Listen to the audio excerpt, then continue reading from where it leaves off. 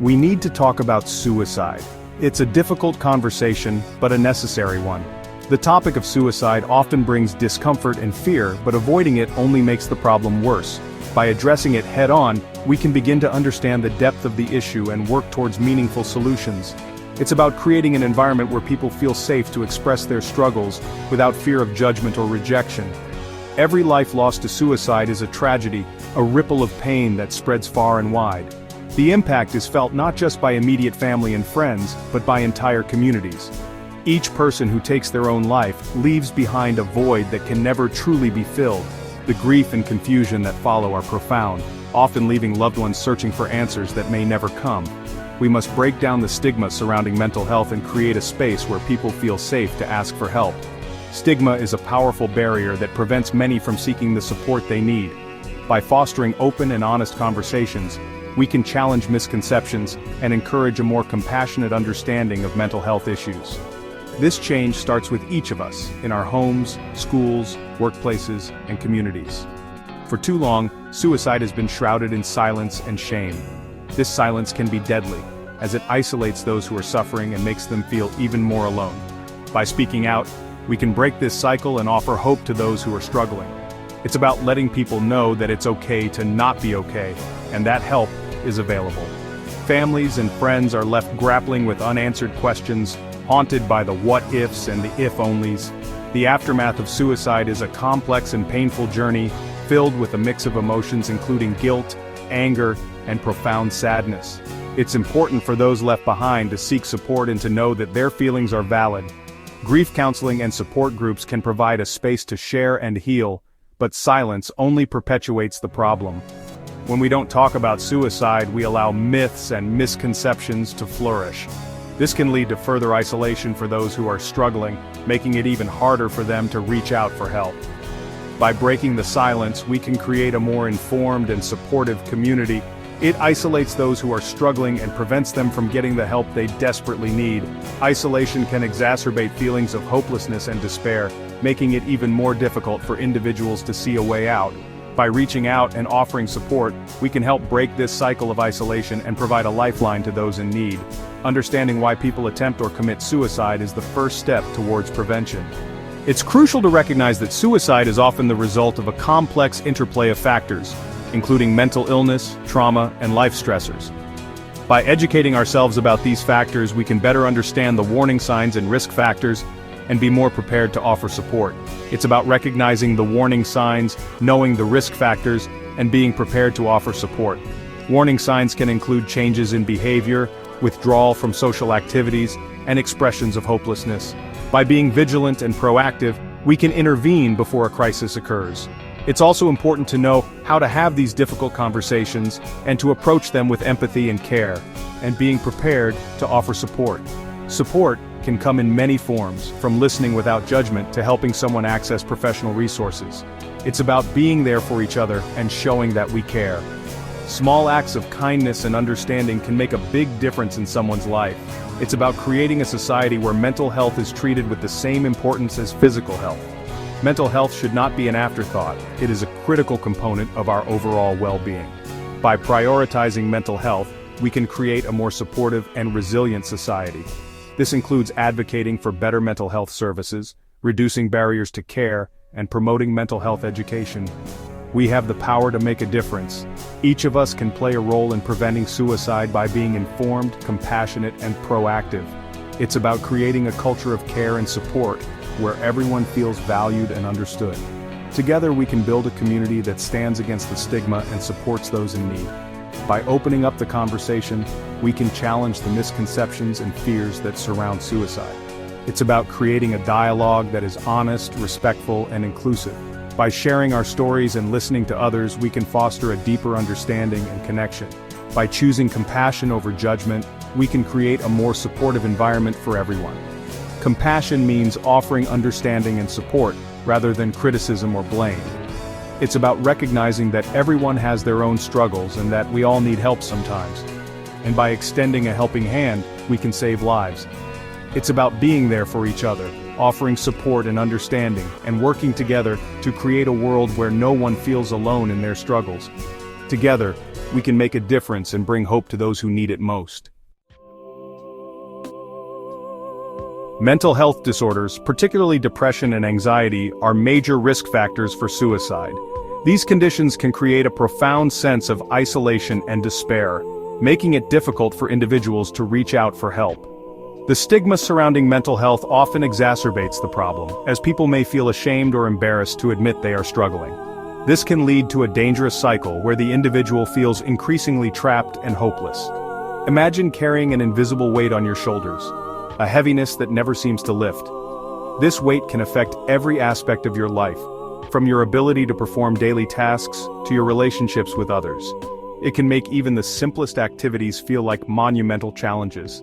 The constant burden can lead to feelings of exhaustion and frustration, further deepening the sense of despair. That's what living with depression can feel like. It's not just sadness, it's a pervasive numbness that can strip away the ability to experience pleasure or joy. This emotional numbness can make it difficult to connect with others, leading to increased feelings of loneliness and isolation. The world can seem gray and lifeless, and the future can appear bleak and uninviting. Depression drains your energy, steals your joy, and distorts your perception of the world. It can make you believe that things will never get better, that you're stuck in a never-ending cycle of pain.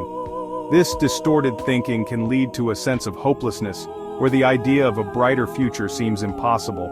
It's important to recognize that these thoughts are symptoms of the illness, not reflections of reality.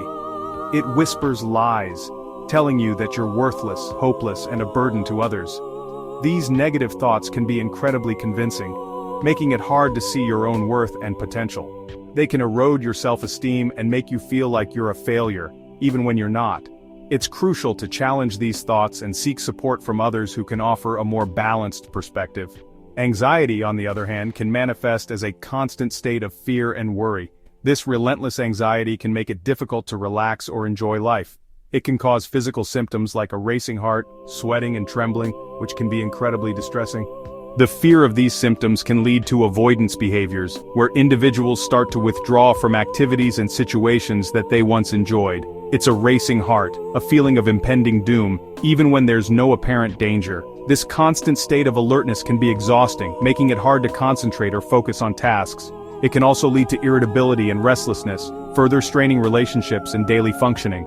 The fear of losing control can be overwhelming, creating a vicious cycle of anxiety and avoidance. These conditions can make it difficult to see a way out of the darkness. The overwhelming nature of depression and anxiety can cloud judgment and make it hard to recognize that help is available. It's important to remember that these feelings are temporary, and that with the right support, it is possible to find relief. Reaching out for help is a crucial step towards recovery. The pain can feel so overwhelming that suicide becomes a way to escape the unbearable. It's a tragic and permanent solution to what is often a temporary problem. It's essential to recognize the warning signs and take them seriously. If you or someone you know is struggling, don't hesitate to seek professional help. There are resources available that can provide support and guidance. It's essential to remember that depression and anxiety are treatable illnesses. With the right combination of therapy, medication, and support, individuals can manage their symptoms and lead fulfilling lives. It's important to break the stigma surrounding mental health and encourage open conversations about these issues. By doing so, we can create a more supportive and understanding environment for those who are struggling. With the right support, individuals can manage their symptoms, find relief, and reclaim their lives. Recovery is a journey, and it's important to celebrate the small victories along the way. By fostering a sense of hope and resilience, we can help those affected by depression and anxiety to see that a brighter future is possible. Remember, you are not alone, and there is always help available. Life can be incredibly challenging. We all experience pain, loss, and disappointment. For some, these experiences can lead to trauma that leaves deep emotional scars. Traumatic events such as physical or sexual abuse, neglect, or witnessing violence can shatter a person's sense of safety and security. These experiences can have a profound impact on mental health, increasing the risk of depression, anxiety, and post-traumatic stress disorder, PTSD. Significant life events, such as the death of a loved one, job loss, or relationship breakdown, can also trigger intense emotional distress. When these events occur, it's crucial to have a support system in place. Talking to a therapist or counselor can provide a safe space to process these experiences, develop coping mechanisms, and begin the healing process. Section 4. Lost connections, isolation, loneliness, and the erosion of hope.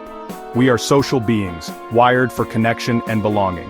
When those connections are severed, it can have a devastating impact on our mental well-being. Isolation and loneliness are growing epidemics in our modern world, fueled by social media, technology, and increasingly fast-paced lives. Feeling alone, especially during times of crisis, can amplify feelings of hopelessness and despair. Without a support system to lean on, it's easy to feel overwhelmed by life's challenges. Building strong social connections is essential for mental health. Nurturing relationships with family and friends, joining social groups, and engaging in activities that bring joy can help combat loneliness and foster a sense of belonging. Section 5. Silent screams. Recognizing the warning signs of suicidal thoughts. Suicide is often a silent crisis. It can be difficult to detect because those who are suffering may not outwardly show their pain. They might mask their struggles with a smile or continue their daily routines as if nothing is wrong. This makes it crucial for us to be vigilant and aware of the subtle signs that someone might be in distress. People who are struggling with suicidal thoughts may not always reach out for help, but there are often warning signs if we know what to look for. These signs can be subtle and easily overlooked, but with careful observation, we can identify them and offer support. Changes in behavior, such as withdrawing from friends and family, neglecting personal appearance, or losing interest in activities they once enjoyed, can be significant indicators. These changes might happen gradually or suddenly, but they are always worth noting. Engaging in risky behavior, such as reckless driving, substance abuse, or other dangerous activities, can be red flags. These actions might be a cry for help, or an indication that the person is struggling to cope with their emotions. Verbal cues like talking about feeling hopeless, trapped, or being a burden to others should never be ignored. These statements, even if said in passing or as a joke, can reveal a lot about a person's mental state. Pay attention to changes in sleep patterns, appetite, and energy levels. Insomnia, excessive sleeping, sudden weight loss or gain, and fatigue can all be indicators of underlying mental health issues. These physical symptoms often accompany emotional distress and can provide important clues. It's also important to listen to what the person is saying. Expressions of hopelessness, feeling trapped, or being a burden to others are serious red flags. These feelings can lead to a sense of isolation and despair, making it even more critical to offer support and understanding. These can all be indicators of underlying mental health issues. Recognizing these signs early can make a significant difference in someone's life. It allows us to intervene and provide the necessary support before the situation escalates. If you notice these signs in someone you care about, don't hesitate to reach out. Starting a conversation can be difficult, but it's a crucial step in offering help. Let them know that you are there for them and that they are not alone. Don't hesitate to reach out. Your concern and willingness to listen can provide the support they need to seek professional help. Sometimes, just knowing that someone cares can make all the difference. Your concern could save a life. Remember, it's always better to reach out and offer support than to regret not taking action. Together we can make a difference and help those in need find hope and healing.